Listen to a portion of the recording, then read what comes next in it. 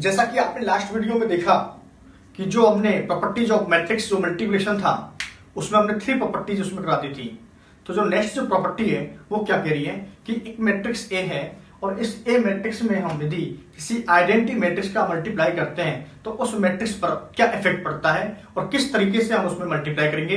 Pre multiplayer जो identity जो matrix होगी वो प्री मल्टीप्लेयर होगी या पोस्ट मल्टीप्लेयर होगी। यदि दोनों साइड से करते हैं तो जो मैट्रिक्स आती है वो किस तरीके से आएगी। तो देखिए मैं आपको बताता हूं, हम इस पर थोड़ा डिस्कस करते हैं। ये गिवन है कि एक मैट्रिक्स है ए, इसका जो ऑर्डर है वो m बाई n ऑर्डर है। ठीक है, ये कह रहा है कि यदि एक matrix m by n order की मैट्रिक्स है देन यदि इसमें इस तरीके से हम कोई प्री मल्टीप्लाई करते हैं तो प्री मल्टीप्लाई करने के लिए हमें इसमें m ऑर्डर की जो है मैट्रिक्स का मल्टीप्लाई करना पड़ेगा।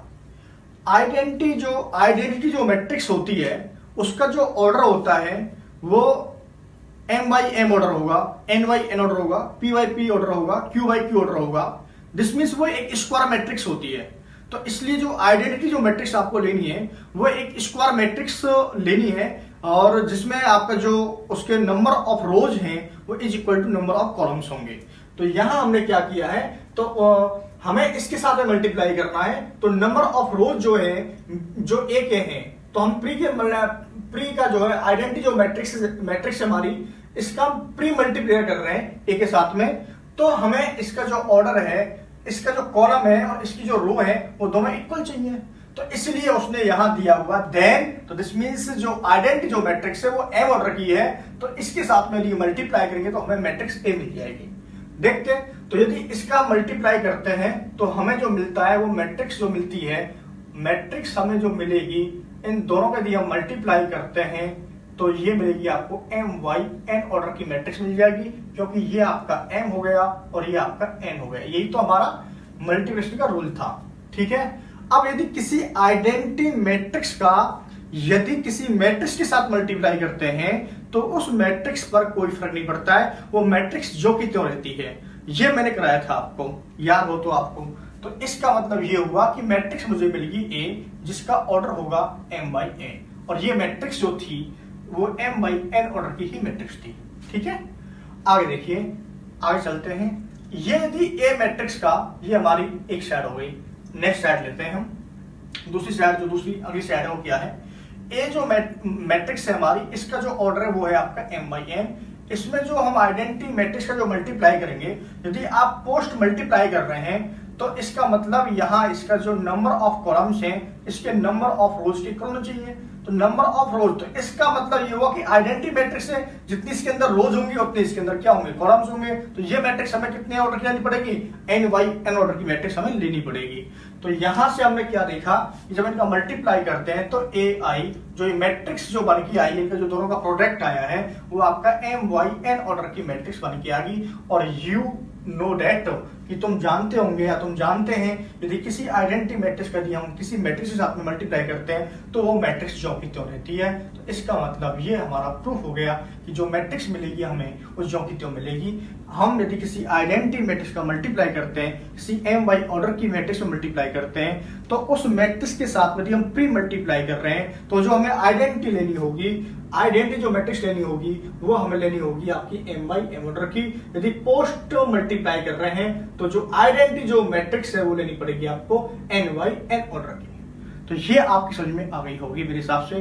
तो नेक्स्ट क्या कहता है कि if a is m by n order की मैट्रिक्स है and 0 is a null matrix then, तो यदि हम किसी जीरो मैट्रिक्स, देखो इसका सिंपल सा एक मैं रफली लैंग्वेज में बोलना चाहता हूं कि ये कहना चाह रहा है यदि किसी भी मैट्रिक्स के साथ में हम मल्टीप्लाई करते हैं किसी जीरो मैट्रिक्स का तो आंसर जो आएगा वो जीरो मैट्रिक्स आएगा।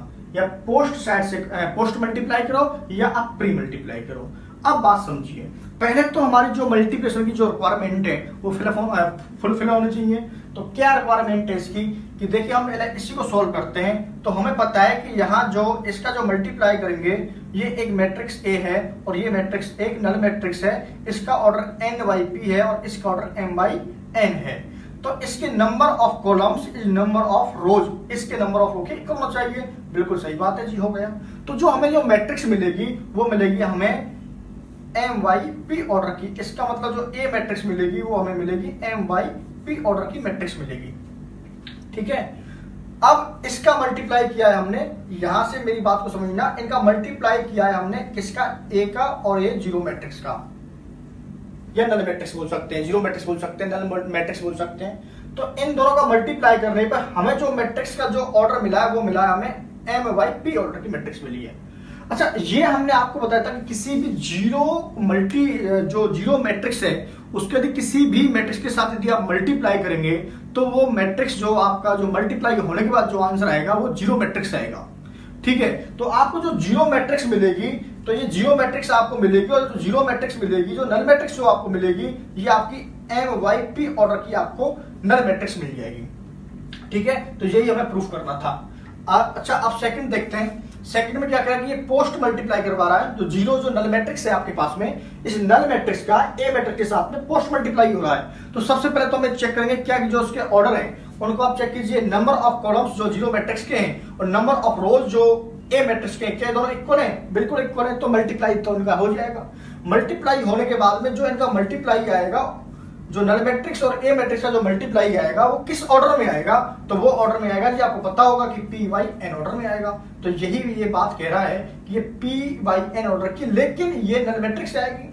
तो इसका ये मतलब हुआ कि जो यदि हम किसी भी नल मैट्रिक्स का किसी भी मैट्रिक्स के साथ में मल्टीप्लाई करते हैं तो वो क्या आती है, नल मैट्रिक्स आती है। तो दिस मींस नल मैट्रिक्स जो है आपकी PYN ऑर्डर की नल मैट्रिक्स आपकी आ गई। तो आपका ये भी प्रूफ हो गया और आपका ये भी प्रूफ हो गया। अच्छा, अब चलते हैं हम 6 पे, जो आपका जो रिजल्ट के लो या प्रॉपर्टीज के लो वो आपकी 6 है। 6 क्या कह रहा है कि the product of two matrices. मैं एक बात यहां और बोल देता हूं, एक लिख देता हूं इसके अंदर, कि यदि ऐसा होता है कि जो हमारी जो नल मैट्रिक्स का यदि हम किसी के साथ में मल्टीप्लाई करते हैं तो इसका मतलब ये हो गया कि the product of the matrix, the product of the matrix with a null matrix is always a null matrix. ये बात आपको ध्यान में रखनी है। आई थिंक ये चीज जो है क्लियर नहीं होगी। इसका एक सिंपल सा मतलब मैं हिंदी में बताता हूं कि यदि किसी भी नल मैट्रिक्स का यदि आप किसी मैट्रिक्स के साथ मल्टीप्लाई करेंगे तो जो मैट्रिक्स जो बनेगी वो ऑलवेज कैसी आएगी, नल मैट्रिक्स आएगी। अच्छा, नेक्स्ट है अपना 6 को देखते हैं। The product of two matrices, the product of two matrices can be the null matrices, null matrix while neither of them is the null matrix। वो ये कहना चाह रहा है कि यदि आप दो मैट्रिक्स का यदि मल्टीप्लाई करते हैं, ठीक है, यदि आपने टू मैट्रिसेस का यदि क्या करते हैं आप मल्टीप्लाई करते हैं तो can be the null matrix, तो वह नल मैट्रिक्स हो सकता है।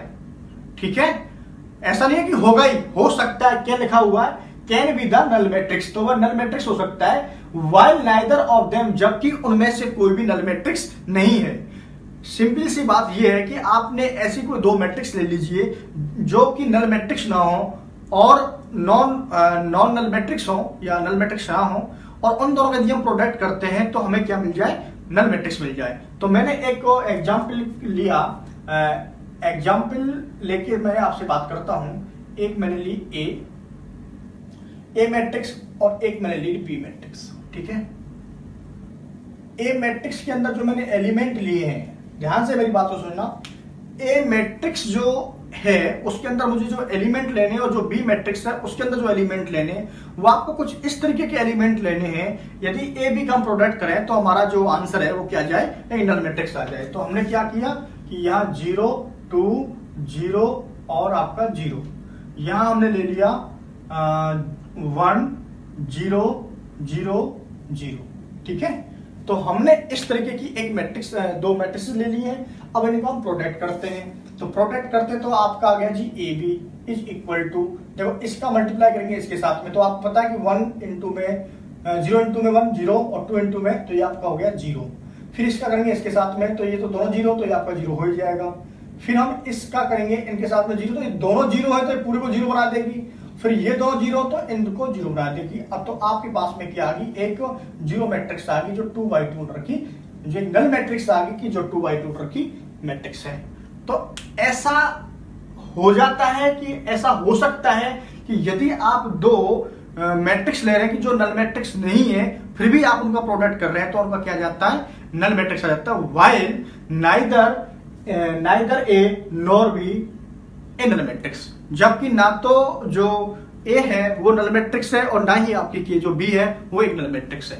तो नेक्स्ट है आपका सेवंथ आप देखते हैं, सेवंथ जो रिजल्ट है आपका, in this case, in the case of the matrix, in the case of matrix multiplication if a b equal to 0, then it does not necessarily imply that b equal to 0। वो ये क्या चाह रहा है कि ऐसा पाया गया है, कुछ केसों में ऐसा होता है कि यदि हम दो मैट्रिक्स लेते हैं और उन दोनों का जो प्रोडक्ट है ए बी इक्वल टू 0, मतलब 0 मैट्रिक्स आपको मिल जाती है। ये 0 वैसा 0 नहीं है नंबर वाला, ये 0 मैट्रिक्स है, ठीक है ना। then it does not necessarily imply that BA is equal to 0, ठीक है। तो ये जो बात है ये बहुत ही सिंपल सी बात है कि वो ये कहना चाह रहा है कि इसको सॉरी नॉट इक्वल टू भाई, in this case of matrix multiplication if a b is equal to 0 matrix then ये null matrix, then it does not necessary imply that b a is not equal to 0। कि जो आपके पास में कुछ case ऐसे पाए गए हैं जो मैट्रिक्स में जब हम मल्टीप्लिकेशन करते हैं, यदि आपका ए बी जो है प्रोडक्ट करने के बाद में एक नल मैट्रिक्स बन के तैयार हो गया है, लेकिन then it is does not necessary imply that b is not equal to 0। यदि जो ए बी है वो 0 हो रहा है, 0 मैट्रिक्स बन के तैयार हो रही है, लेकिन यदि आप उनका उल्टा करेंगे, बी करेंगे, तो जरूरी नहीं है कि वो आपको क्या मिल जाए, एक नल मैट्रिक्स मिल जाए। तो इसको जो है काउंटर एग्जाम्पल से इसको हम सॉल्व करते हैं। तो एक काउंटर एग्जाम्पल लिया, लेट ए मैट्रिक्स लेनी है हमें एक, और एक हमें लेनी है बी मैट्रिक्स, ठीक है। जो ए मैट्रिक्स है इसके अंदर हमें कुछ ऐसे एलिमेंट लेने हैं कि जो ऐसे एलिमेंट लेने हैं, आप इसी का मल्टीप्लाई कर लें। चलिए देखते हैं, 0 1 0 0 1 0 0 0, ये मैंने एक नई मैट्रिक्स ले ली, ठीक है ना। तो इन दोनों का मैंने ए बी मल्टीप्लाई किया, तो ए बी तो आपको पता है कि 0 0 0 0 आ जाएगा, इस मैट्रिक्स के अकॉर्डिंग हमने देख लिया है, ठीक है। वैसे भी हम करेंगे तो इसका मल्टीप्लाई करेंगे इसके साथ में तो 0 हो जाएगा, इसका मल्टीप्लाई तो 0 पूरा 0 हो जाएगा, इसका तो 0 0 हो जाएगा। यदि हम करते हैं बी ए, तो बी ए में आपको ध्यान देना है, इस रो का इस कॉलम के साथ मल्टीप्लाई करना है, तो ये आपका 0 आ गया। ध्यान से एक बात समझना, इस रो का 1 0 का मल्टीप्लाई करना है इस कॉलम के साथ में, तो 0 आ गया, ठीक है। इस रो का मल्टीप्लाई करना है इसके साथ में, तो आपका 1 आ जाएगा, ठीक है। अब इस रो का मल्टीप्लाई करेंगे इस कॉलम के साथ, 0 हो जाएगा क्योंकि 0 0 एलिमेंट है, और इसका मल्टीप्लाई करेंगे तो इसका मल्टीप्लाई इसमें करेंगे तो भी आपका क्या हो जाएगा, 0 0। तो आपको या जो केस मिला है ना, वो ये मिला है कि ये तो आपकी जो नल मैट्रिक्स बन गई, लेकिन जो बी ए है वो आपकी नल मैट्रिक्स नहीं बनी है। तो जो बी ए है, या मैं यही लिख दूं, is not equal to null matrix. तो कुछ केसों में ऐसा पाया गया है कि जहां a b is equal to 0 हो गया है, लेकिन जो बी ए है वो जरूरी नहीं है कि 0 हो जाए, ठीक है। इस केस का मतलब आप इस जो यहां जो रिजल्ट नंबर, इसका जो प्रॉपर्टी नंबर 6, उसमें यह पाया गया है कि यदि ए और बी दोनों नल मैट्रिक्स नहीं है, फिर भी उन दोनों का यदि प्रोडक्ट कर रहे हैं तो क्या मिल रहा है, हमें नल मैट्रिक्स मिल रहा है। ऐसा भी हो सकता है। तो ये मैंने आपके सामने प्रूफ कर दी है। तो ये आपकी जो प्रॉपर्टी है वो 7 प्रॉपर्टी मैंने आपको समझा दी है। इससे आगे हम चलते हैं नेक्स्ट प्रॉपर्टी जो है 8 9 10 11 12 जो भी है उनको सॉल्व करते हैं।